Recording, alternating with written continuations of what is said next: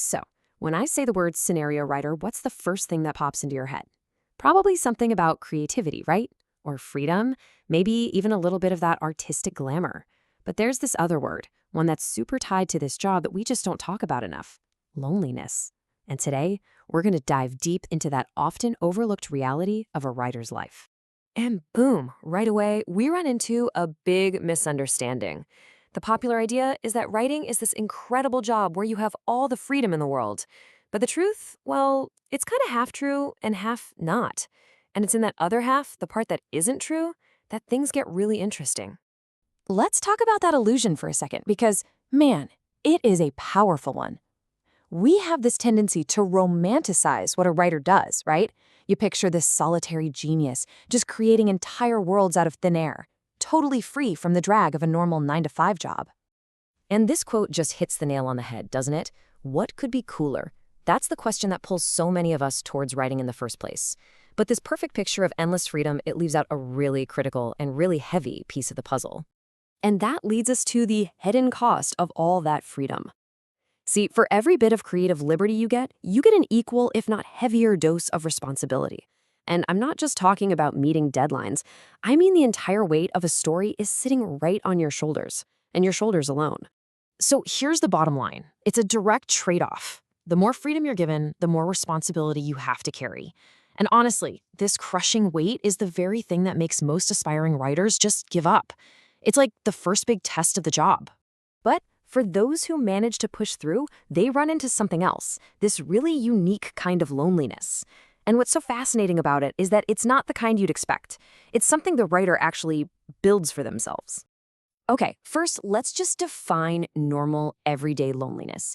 Usually, we feel lonely because of our relationships, or maybe a lack of them with other people. It's an external thing, a reaction to the world around us. A writer's loneliness, though, is a whole different animal. It's internal. It's a state of mind that they create and maintain on purpose. It doesn't come from the outside in. It's generated from the inside out. And that's what makes it so much heavier and so much harder for anyone else to really get. I know, this all sounds pretty miserable. But here's the big twist, the paradox that this whole thing is built around. This deep, heavy, self-made loneliness, it's not just a bad side effect of being a writer. It's actually a tool, a powerful one. Let's just sit with that question for a second. What if this awful, heavy emotion was actually the secret ingredient to writing something amazing?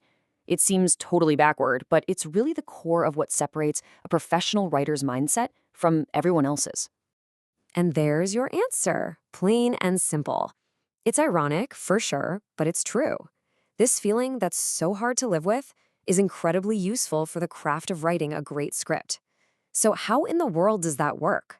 Well, it happens in about 3 steps. First, the writer has to actually hold on to that heavy emotion, that loneliness. You can think of it like tuning into a specific radio station. Second, that frequency lets them get way closer to the characters in their story. And finally, that closeness leads to this incredibly deep, empathetic understanding. It's the thing that lets them make their characters feel like real, breathing people. But you can probably imagine, using an emotional tool like this is, well, it's dangerous. It takes a ton of discipline and strength to use that loneliness without letting it just completely take over. It's a really delicate and super precarious balancing act. And this quote just describes it perfectly. It's all about walking on a razor's edge. You're not aiming to be comfortable. You're trying to maintain a state where you can just barely hang on. It's a controlled emotional state, held right there at the breaking point, because that's where all the creative juice is.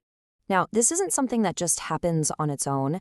To manage a state like that, you have to build a solid foundation. You need physical strength, I'm talking real stamina, to handle the emotional wear and tear, and you absolutely need a strong psychological game to keep from going over the edge. It's an active thing you have to work on every single day. So we're going to end with a question, and it's for anyone out there who dreams of being a writer. It's one thing to want the freedom, but it's a whole other thing to handle its weight. The real question isn't whether you can write. It's whether you're ready to take this deep, difficult loneliness and forge it into your greatest weapon.